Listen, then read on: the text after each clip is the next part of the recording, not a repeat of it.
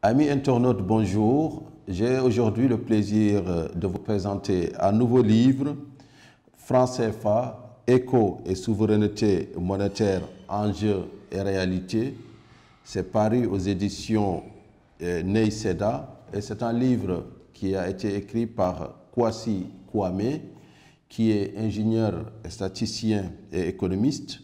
Il a conduit pendant plusieurs années des programmes économiques et financiers et servi à plusieurs niveaux de responsabilité, notamment de directeur de la prévision économique, de directeur général du budget et des finances au ministère ivoirien de l'économie et des finances, de directeur et administrateur de la BCAO, d'administrateur et de président du conseil dans différentes institutions publiques et privées.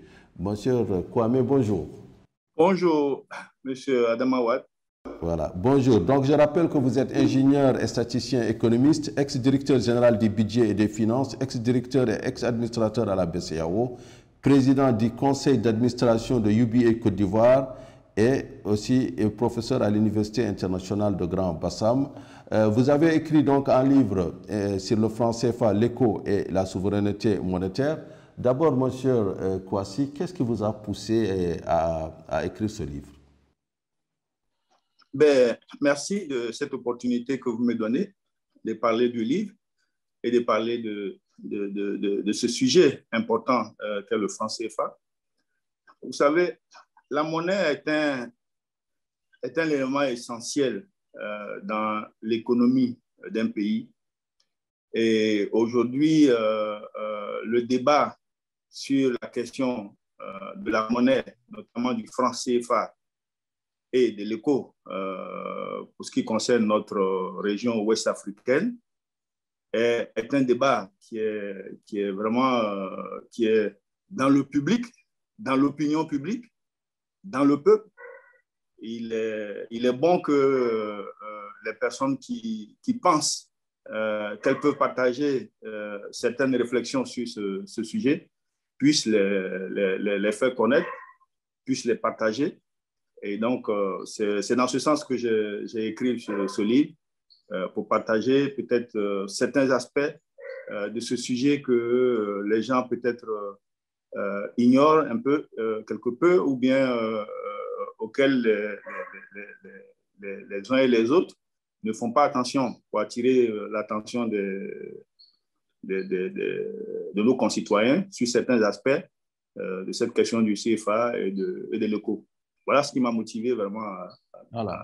Alors, je ne sais pas si c'est vous qui faites exprès et que le timing est bien choisi, puisque le livre paraît alors qu'il y a une réforme en cours sur le franc CFA, il y a de nouveaux accords monétaires avec la France. Votre sentiment par rapport à ces réformes? Mon sentiment, c'est que c'est des pseudo-réformes. Ce qui se fait aujourd'hui est pratiquement dans la continuité des réformes qui ont été faites depuis la colonisation, parce que c'est toujours la France qui aménage quelques aspects du dispositif et le présente comme une réforme.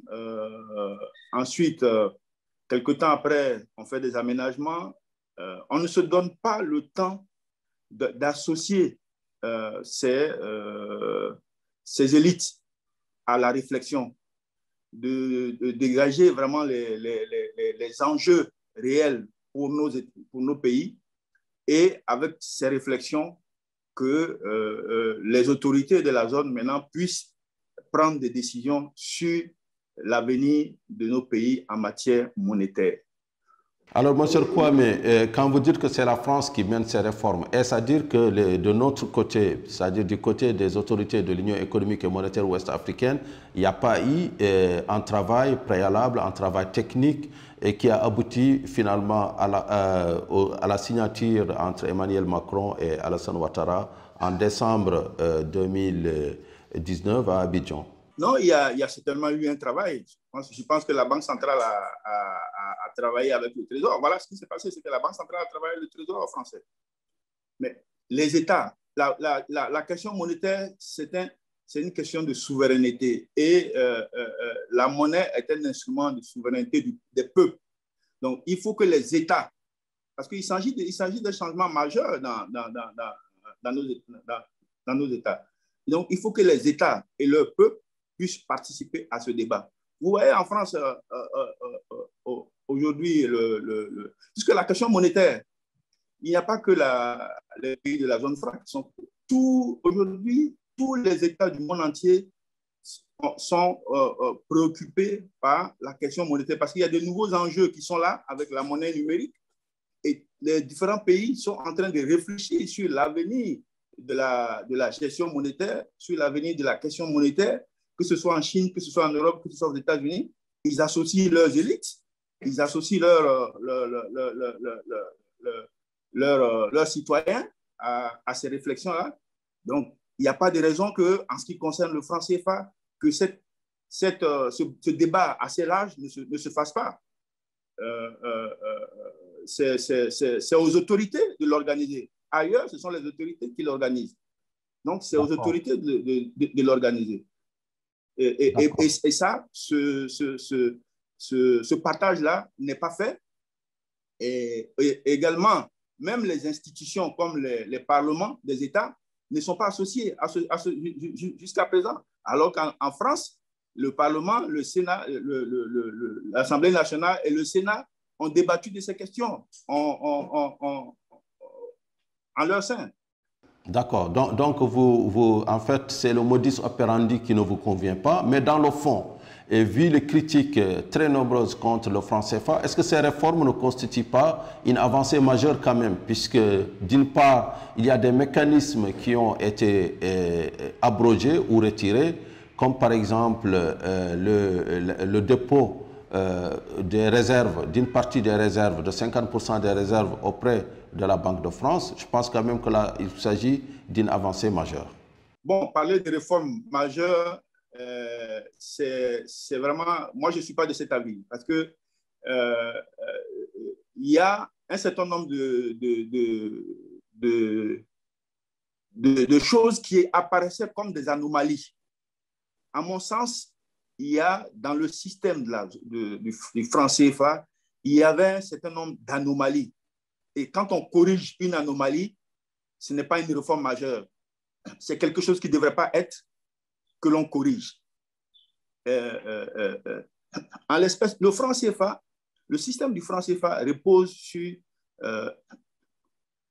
3 mécanismes principaux. Le compte d'opération, la fixité de la parité et la garantie de la convertibilité, comme ils le disent. Mais le compte d'opération, c'est une anomalie. Le compte d'opération au Trésor français, c'est une anomalie. D'abord, parce que les ressources que nous déposons, les dollars que nous déposons dans ce compte d'opération sont acquises à la France. Les dollars sont acquises à la France. Donc, quand la France dit que ça ne le compte d'opération ne leur rapporte rien, ce sont des histoires. Les devises, parce que le compte est tenu en euros, donc les devises en dollars que nous déposons sur ce compte sont acquises à la France. Donc, ensuite, un compte auprès du Trésor. Le Trésor est la banque de l'administration française, des services administratifs. Ce n'est pas auprès du Trésor que un État souverain va ouvrir un compte. Il y a la Banque de France est la banque de l'État français. S'il y a un partenariat entre l'État français et des États, à la limite, les banques centrales peuvent exécuter cette coopération. Mais faire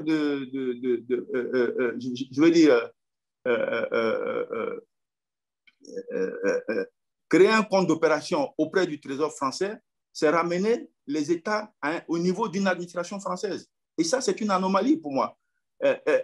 Une autre anomalie, c'est que, vous savez, le compte d'opération, il est auprès du Trésor français, mais le compte réellement qui reçoit les mouvements, ça passe par la Banque de France. Et à la Banque de France, ce compte-là, il est considéré dans les états financiers de la France, comme si c'était des ressources de la France. Ça fait partie de la position nette du gouvernement français. Donc, pour moi, ce sont des anomalies. La BCEAO a un compte de correspondant avec la Banque de France. et donc, des comptes de correspondants, plusieurs comptes de correspondants peuvent être ouverts et fonctionner. On n'a pas besoin. Mais la BCEAO dispose aujourd'hui quand même de plusieurs comptes, justement, en dehors de ce compte, de ce fameux compte d'opération. Il y a plusieurs comptes en devise dans d'autres places. Est-ce que cela n'apporte-t-il pas plus de flexibilité pour la zone dans ses opérations avec l'extérieur? Parce que aujourd'hui, par exemple, nous avons effectivement vu cet accord qui met fin à ce compte d'opération, mais quelle est la suite? Est-ce qu'il ne s'agit pas tout simplement de fermer ce compte pour l'ouvrir dans d'autres comptes? La BCEAO a d'autres comptes dans plusieurs banques et tout ça. Elle a des comptes à New York, elle a des comptes, mais les comptes à New York sont en dollars. Les comptes auprès de la Banque de France sont en euros. Mais généralement, sur ces comptes-là, quand la BCEAO reçoit des dollars, c'est comptabilisé comme des dollars reçus. Ce n'est pas comptabilisé dans la monnaie, en une autre monnaie. La BCEAO garde les devises qu'elle a acquises. Donc, la BCEAO a d'autres comptes de correspondants dans plusieurs autres banques, mais qui ne sont pas de la même nature que le compte d'opération. Imaginez-vous le compte d'opération quand c'était le franc français, nos devises étaient accaparées par la France et la France nous donnait le franc français. Et tout le monde sait ce que valait le franc français. Donc, imaginez, pendant la colonisation, c'était pareil. Si on exporte à l'extérieur, les devises sont acquises à la France et la France nous met du franc CFA. Donc, c'est le même mécanisme. On fait des réformettes, mais le fond ne change pas. Là, dans le cas d'espèce, face à la réaction de l'opinion publique africaine, cette anomalie-là est devenue vraiment grossière et la France a dû lâcher vraiment sur le compte d'opération et aussi parce que ça lui coûte cher puisque la rémunération qu'elle donne sur ce compte d'opération aussi commence à devenir une charge importante pour elle. Donc, elle a décidé vraiment de lâcher du lest. Alors monsieur Kwame, alors ce compte d'opération était l'une des contreparties de la garantie de convertibilité illimitée de la France vis-à-vis de cette monnaie. Vous écrivez d'ailleurs dans votre livre que cette garantie, en réalité, elle n'a fonctionné que dans un temps très bref et d'ailleurs, ça a abouti à la dévaluation, la fameuse dévaluation de 1994. Mais aujourd'hui, à l'heure où on va vers ces réformes, est-ce que ces réformes ne répondent pas aux doléances africaines? Ou bien est-ce qu'il faut aller vers des réformes beaucoup plus poussées, c'est-à-dire mettre fin carrément à la monnaie et créer des monnaies nationales? C'est ça votre avis? Non, en fait, ce n'est pas véritablement ça mon avis. En réalité, il y a deux points essentiels sur lesquels que la France a maintenu. C'est la fixité de parité et la convertibilité, la garantie de convertibilité. Moi, à mon sens, il n'y a pas de garantie de convertibilité. La convertibilité de notre monnaie est assurée par les pays eux-mêmes, par la Banque centrale. Ce n'est pas la France qui assure la convertibilité du franc CFA. Il y a dans ce domaine-là, il y a vraiment un langage qui est confus à dessein. Qui est confus à dessein pour faire croire que c'est la France qui assure la convertibilité du franc CFA. Non, la convertibilité d'une monnaie est assurée par les disponibilités en réserve de change. Donc, la France ne garantit pas la convertibilité de la monnaie. Elle nous garantit qu'elle va nous donner des réserves. Elle va nous approvisionner en réserve le jour où nous avons une insuffisance de réserve. Voilà l'enjeu de la convention de coopération. C'est que c'est une garantie qu'elle va nous fournir des réserves le jour où les pays de l'UEMOA sont confrontés à une insuffisance de réserve. Mais ce n'est pas le cas sur la convertibilité. La preuve, malgré la garantie de la France, elle ne peut pas empêcher que s'il n'y a pas de réserve du tout, il n'y a pas de devise, même si elles nous en donnent et que nos pays ne sont pas capables de générer des devises, mais c'est la dévaluation qui va suivre. Et c'est ce qui s'est passé. Effectivement. Alors, en 60 ans, quand même, on a eu un seul choc, je pense que c'est 1994. Mais est-ce que si vous comparez, M. Kouassi, le franc CFA, aussi bien de la zone CEMAC que de la zone IOMOA, avec par exemple le Naira, le CEDI, ou avec l'expérience d'autres monnaies comme la monnaie guinéenne, finalement, on ne gagnerait pas au change? Bon, avant de venir à votre question, je vais donner l'exemple de la CEMAC. Aujourd'hui, depuis quelques années, on lit tous dans la presse la pression de la France et du FMI pour que les pays de la CEMAC dévaluent, malgré la garantie qu'il y a. Donc aujourd'hui, même quand les pays sont confrontés à une situation où anticipent une situation d'insuffisance de réserve ou bien font face à une faiblesse des réserves, la France et le FMI poussent à la dévaluation. Donc, la garantie de convertibilité, quel est son sens aujourd'hui? Voilà, je pense que c'est une garantie, ce n'est pas pour défendre le mécanisme, mais je pense que c'est une garantie en dernier ressort. Et malheureusement, c'est une garantie qui intervient après avoir épuisé toutes les voies de recours, après avoir fait le ratissage, après avoir imposé des mesures de restriction budgétaire. Et dans le cas de la CEMAC, effectivement, depuis 3 ans, on est un peu au-dessus du volcan. Par contre, est-ce que là, s'il n'y avait pas de garantie de la France, le franc CFA de la CEMAC n'aurait pas été dévalué à l'image de ce qu'on voit dans certains pays où les monnaies ont subi quand même des dévaluations de 30% sur ces 5 dernières années? Non, parce que la garantie n'a pas encore joué au niveau de la zone CEMAC. Mais c'est une dissuasion. En fait, la garantie joue comme une sorte de caution. Voilà, une garantie morale, mais aussi une garantie qui joue à l'international auprès des partenaires qui se disent que quel que soit Alpha, il y a quand même une signature de la France qui est adossée à cette monnaie. Donc, elle est fiable, même si les réserves ou bien les critères et les ratios macroéconomiques ne sont pas ce qu'ils devaient être. Oui, au plan moral, on peut considérer qu'il y a une forme de garantie morale. Mais in fine, si on doit aller à la dévaluation, la dévaluation, c'est la sanction d'une situation d'insuffisance de réserve. Si on doit y aller, mais autant y aller plutôt que d'avoir une garantie morale qui n'empêche pas qu'on y aille lorsqu'on a une insuffisance de réserve. La situation que vous avez des pays de l'Afrique de l'Ouest que vous avez évoqué, non, je pense qu'il ne faut pas regarder. Il faut regarder un peu ailleurs. Il faut regarder ce qui se fait de mieux ailleurs. C'est vrai que par le passé, l'inflation était vraiment une source de préoccupation puisque de nombreux pays ont connu de l'inflation, de l'hyperinflation, pendant que le franc CFA, la zone CFA était vraiment relativement stable. Mais aujourd'hui, allez-y en Asie, vous regardez en Asie, regardez en Amérique latine, mais de nombreux pays ont une stabilité monétaire. Et justement, là aussi, c'est un autre aspect du langage du mensonge, je veux dire, qui est vendu aux Africains pour faire croire que la stabilité monétaire, c'est la fixité monétaire. Non.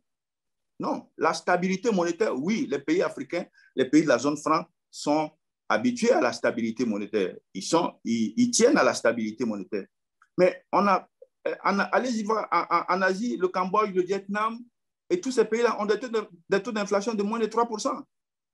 Ils n'ont pas une fixité de parité parce que c'est une rigidité. Quand vous prenez sur un terme assez long, sur 30 ans, vous avez une forme de rigidité dans l'économie.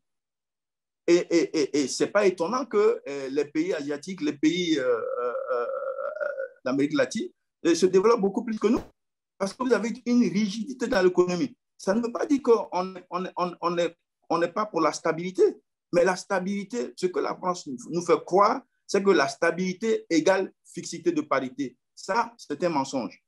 En fait, vous dites qu'il ne faut pas résumer la stabilité à la parité fixe. C'est ça. Il ne faut pas résumer la stabilité à la parité fixe. On est tous d'accord pour la parité fixe. Mais on peut avoir un arrimage à un panier de monnaie, on peut avoir un régime flexible dirigé. Et tous ces pays-là, je vous dis, dans le livre, vous pourrez le voir, vous le voyez d'ailleurs, les pays comme l'Équateur, ils ont des taux d'inflation de moins de 1%, mais ils n'ont pas une fixité de parité. En Asie, c'est pareil. Pour le Vietnam, c'est pareil. Donc, ce lien... Oui. En résumé, M. Kwame, vous parlez dans ce livre du triangle d'incompatibilité de Mundell, en disant qu'on ne peut pas avoir les trois objectifs et la parité fixe et la parité fixe et la libre circulation des capitaux. Donc, quel est en fait le principal reproche qu'on pourrait faire à la zone CFA par rapport à cette théorie économique et monétaire?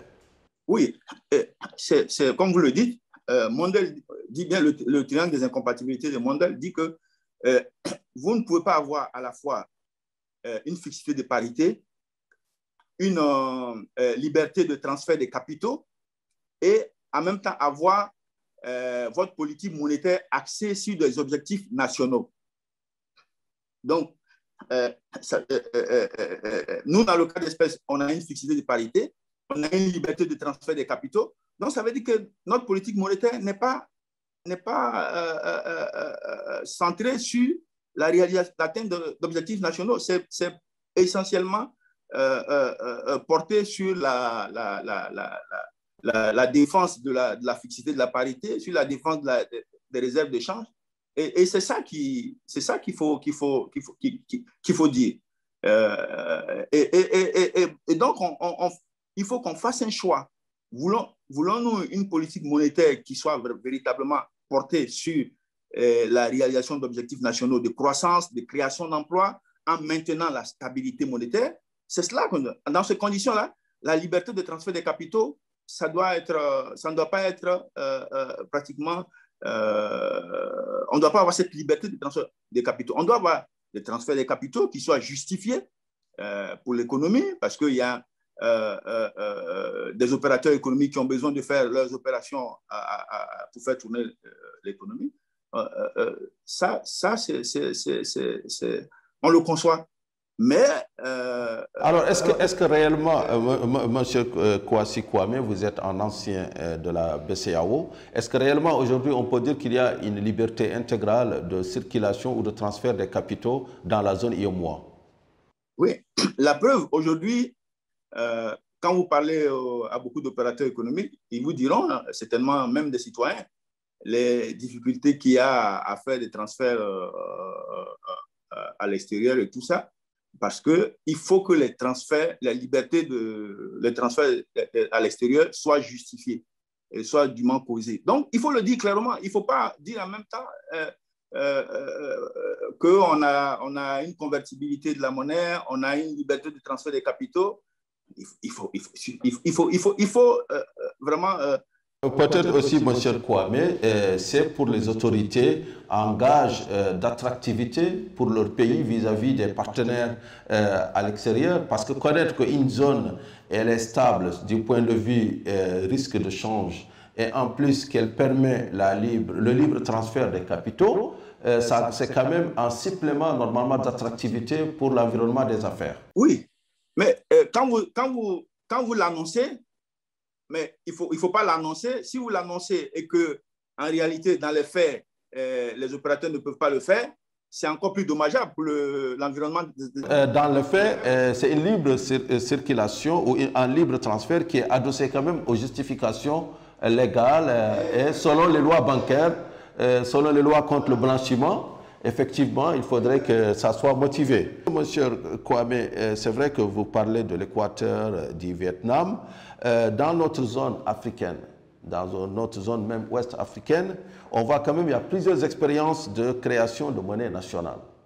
Et là, on constate que le Nigeria a sa monnaie, le Naira, qui est souvent, malgré le pétrole, parce que c'est le 8e producteur quand même de l'or noir, mais le Naira est souvent fragilisé par rapport même au franc CFA. On voit aussi le Ghana avec le CEDI et plusieurs dévaluations, plusieurs réformes même du CEDI.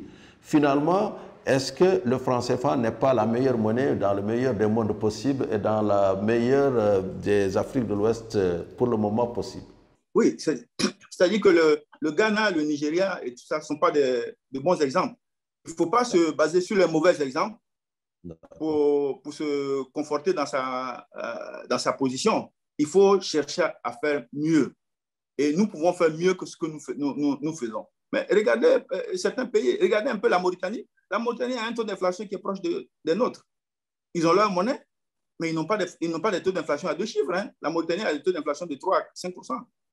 La Gambie n'a pas de taux d'inflation à 2 chiffres, comme le Ghana ou le Nigeria. Donc, il ne faut pas regarder les mauvais exemples pour dire que non, bon, on se contente de ce qu'on a. Nous pouvons garder maintenir la stabilité monétaire et orienter davantage notre politique monétaire pour développer la création de richesses, pour développer les emplois. Je vous dis, nos économies sont sous-financées. Quand vous regardez la masse monétaire, ce que la masse monétaire représente par rapport au PIB, mais c'est moins de 30%. Quand vous voyez l'ensemble des crédits bancaires par rapport à l'ensemble du PIB, c'est moins de 30%. Mais dans tous les autres pays, même le Cap-Vert qui a une fixité de parité, mais le taux de l'économie, c'est les crédits bancaires représentent plus de 60% du PIB. Et dans les autres pays, en Asie, en Amérique latine, vous avez 60 à 80% du PIB, souvent 100%. Ça veut dire qu'ils financent leur économie. L'économie, ils financent vraiment la création des richesses. Donc, quand nous avons le chômage dans nos pays, on a des niveaux de chômage élevés, on ne comprend pas, mais c'est parce que le système monétaire n'accompagne pas suffisamment les créations de richesses. Nous sommes à moins de 30%, là où ailleurs ils sont à 60, 80 et plus de 100%. Nos économies sont sous-financées. Voilà un des enjeux majeurs. Voilà les enjeux de demain. Donc je rappelle, mon cher Kwasi Kwame, auteur de ce beau livre, Franc CFA, éco et souveraineté monétaire, enjeux et réalité.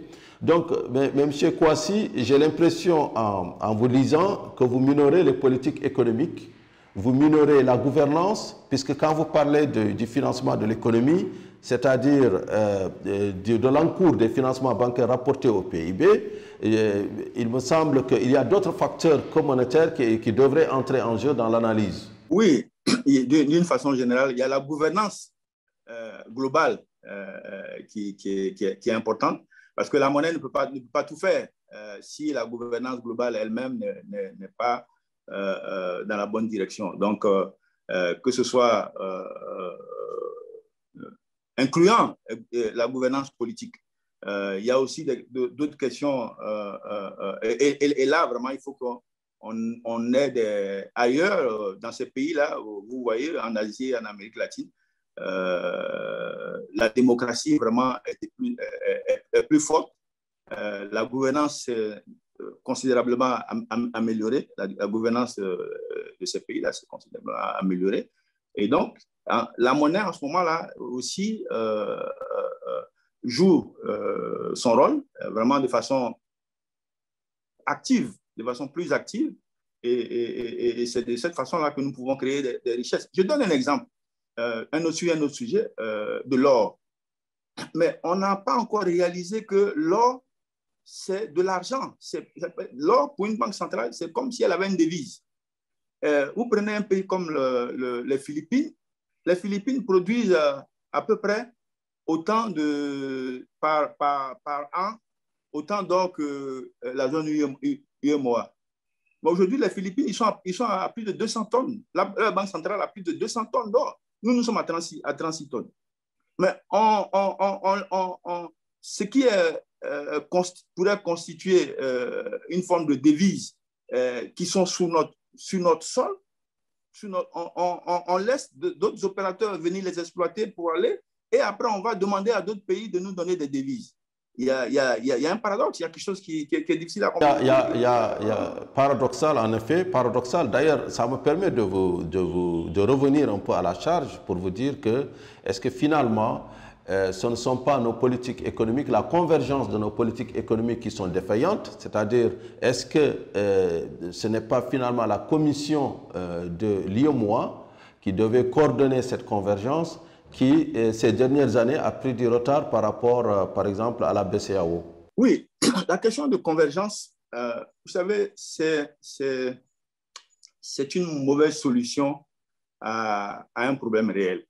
Parce qu'une union monétaire, parce que souvent les gens ont dit que on a la même monnaie et on a le commerce intra-régional à peine de 15% ou bien de 30%.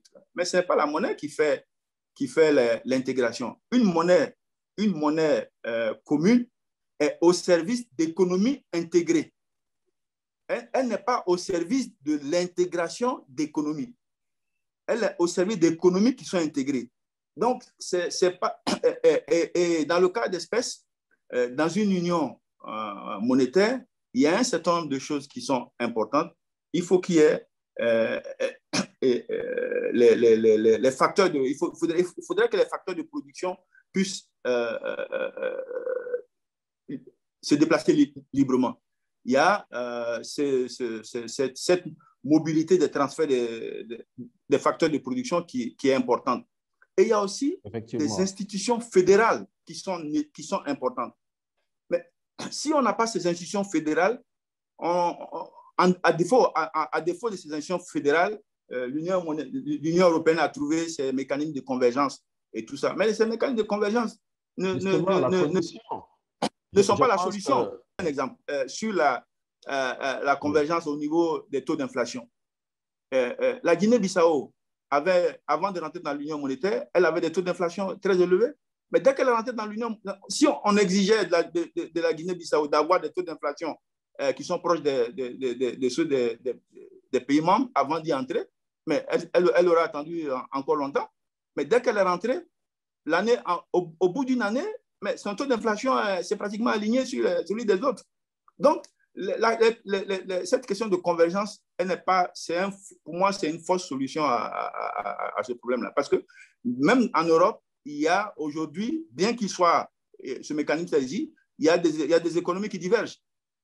Il y a des économies qui divergent. Et ça arrivera toujours. Vous prenez les États-Unis, qui est le meilleur exemple d'intégration. Il y a des économies qui sont à des déficits budgétaires plus élevés enfin des États fédérés qui ont des situations budgétaires plus élevées qui ont des déficits budgétaires plus élevés que d'autres. Donc, les critères de convergence ne sont pas vraiment... Non, mais quand même, M. Kwame, la convergence, elle est quand même souhaitée dans une union économique et monétaire. Et là, le problème dans la zone IOMOA, c'est qu'on a l'impression que l'aspect économique est très minoré. Vous-même, vous le dites qu'il n'y a pas mobilité des coûts de facteurs, mais aussi il n'y a pas harmonisation des fiscalités, il n'y a pas création d'un marché unique du travail.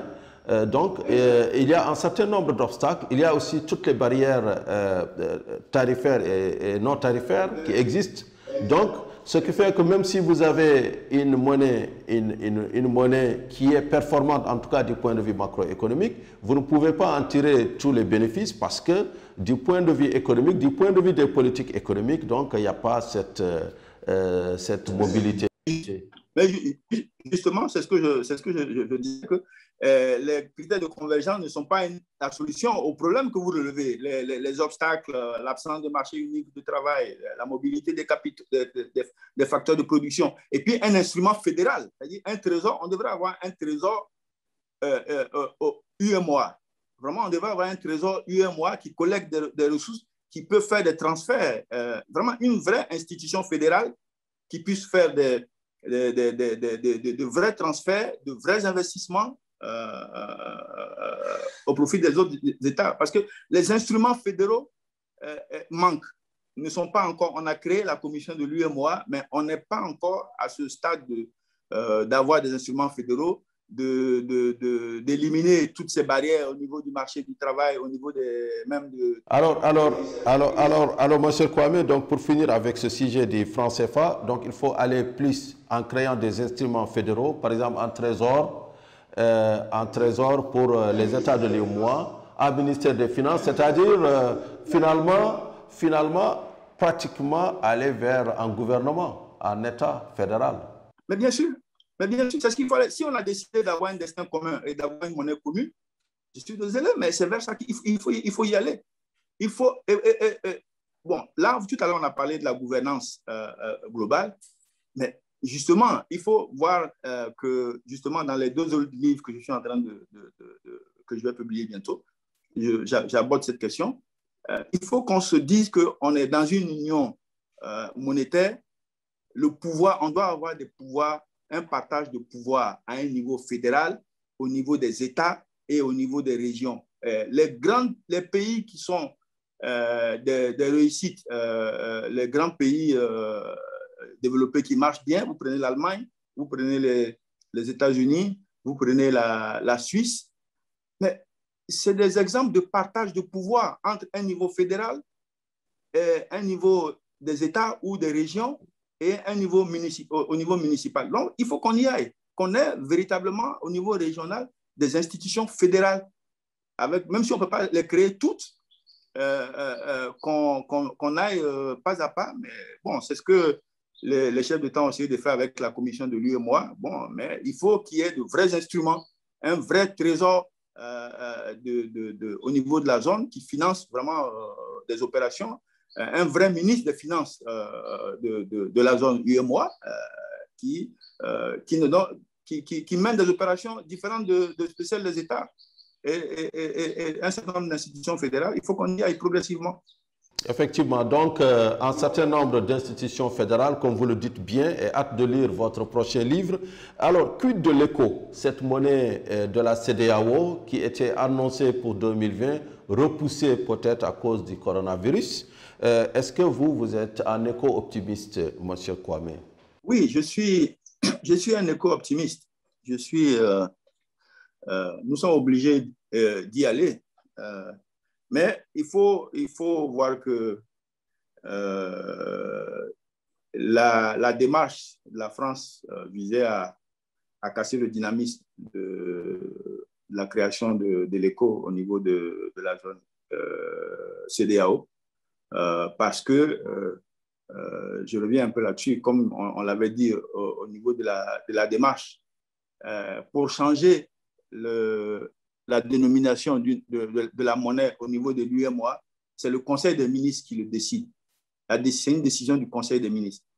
Jusque-là, dans la réforme, aucune décision du Conseil des ministres n'a décidé cela.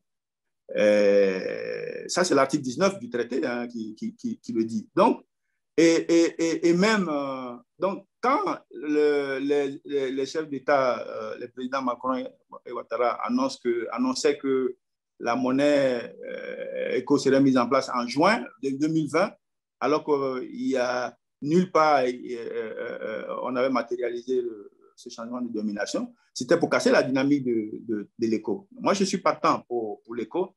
Les pays, nos banques centrales et nos pays ont acquis beaucoup d'expérience en matière de gestion monétaire, en matière de gestion économique. Donc, nous sommes capables de gérer aujourd'hui. Et la BCAO, je pense, a vraiment beaucoup d'expérience. Est-ce que vous pensez que les pays anglophones sont justement prêts pour basculer dans l'éco? Oui, certains pays anglophones sont prêts. Moi, ma vision, c'est que le Nigeria, dans un premier temps, le Nigeria a une économie suffisamment grosse, suffisamment forte, suffisamment solide pour avoir encore sa monnaie pendant un certain temps. Si nous devons construire l'éco, on peut construire l'éco déjà autour des pays de l'UEMOA et du Ghana et des autres pays, et ensuite faire une fusion maintenant avec le Nigeria. Parce que le Nigeria est une économie vraiment qui est dans des proportions au-delà des autres pays et qui dépend fortement du pétrole. Et pour moi, il y a plus de cohérence à constituer dans un premier temps l'éco avec le Ghana et les autres pays, et ensuite aller vers une autre union avec le Nigeria. Et les critères de convergence qu'on impose à l'entrée, à l'observation, pour moi, on n'a pas besoin de il faut faire un effort de convergence, bien sûr, mais ça ne doit pas être un préalable que ces pays-là respectent absolument avant d'aller à l'éco. J'ai donné l'exemple du taux d'inflation où, bon, je ne vois pas pourquoi on va exiger au pays d'avoir des taux d'inflation à moins de 5% avant d'aller à l'éco, puisque dès qu'ils y seront, le taux d'inflation sera alors, il y a quelque chose, il y a un aspect peut-être qui n'a pas été suffisamment dit dans cet élan vers la monnaie de la CEDEAO, c'est la volonté politique. Est-ce que vous pensez qu'elle est au rendez-vous, cette volonté politique qui est indispensable pour créer de si grands ensembles? Oui, je pense que la volonté politique est au rendez-vous. Je n'ai pas de doute là-dessus. Il y a des réalités dont il faut tenir compte. On va à une union monétaire avec des pays comme le Ghana ou le Nigeria.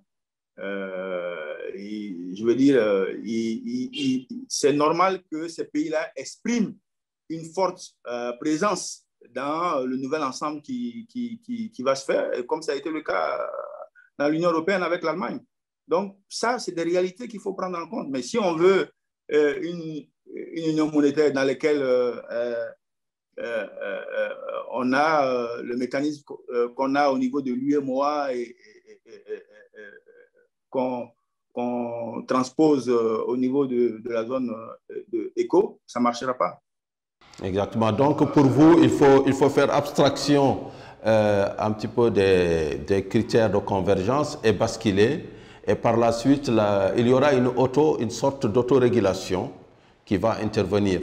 Mais est-ce que vous croyez que le ciblage de l'inflation, vous, en tant qu'ancien cadre de la BCEAO, est-ce que vous pensez que le ciblage de l'inflation, qui constitue un petit peu quand même l'identité de la BCEAO, doit être maintenu au sein de ce grand ensemble ECO? Oui, le ciblage de l'inflation doit être maintenu, puisque c'est aujourd'hui, je veux dire, c'est le fondement des politiques monétaires dans pratiquement tous les pays du monde. La question, c'est le ciblage de l'inflation se fait par rapport à un objectif de maintien de la stabilité monétaire. La question, c'est que signifie la stabilité monétaire pour nous? C'est ça la question fondamentale qu'on ne se pose pas. La stabilité monétaire pour nous, c'est quoi? Je vous dis, pour le Brésil, la stabilité monétaire, c'est un taux d'inflation de 5%. Pour la Russie, c'est un taux d'inflation de 5%. Pour l'Inde, c'est un taux d'inflation de 5% maximum. Mais pour nous, c'est quoi? La stabilité monétaire aujourd'hui, pour nous, c'est un taux d'inflation de moins de 3%. Donc, comme l'Union européenne, 2% avec des marges de fluctuation de 1%. C'est ça qu'on doit... Qu'est-ce que ça signifie? Voilà les pays qui sont plus développés que nous, l'Inde, la Russie, le Brésil, l'Afrique du Sud, qui ont défini la stabilité monétaire chez eux, c'est vraiment une cible de 5% d'inflation. Pour nous, dans nos pays, qu'est-ce que ça signifie? Ce sont ces questions qu'on doit se poser. Est-ce que ça signifie toujours 2%, comme dans l'Union européenne, ou bien la stabilité monétaire pour nous, on considère qu'à 4%, on considère que on est dans une situation de stabilité monétaire. C'est ce débat-là que nous devons avoir. D'accord. Donc c'est ce débat-là que nous devons avoir. Je pense que c'est un débat très actuel en ce moment. Monsieur Kwasi Kwame, donc auteur du livre Franc CFA, Éco et souveraineté monétaire, enjeux et réalité aux éditions Ney Seda. Merci d'avoir été des nôtres pour ce débrief très intéressant autour de votre livre. Et merci et nous attendons avec impatience vos 2 prochains livres qui paraîtront cette année. Merci beaucoup. Merci, M. Adam Awad. Et encore une fois, tous mes encouragements pour le travail que vous faites pour porter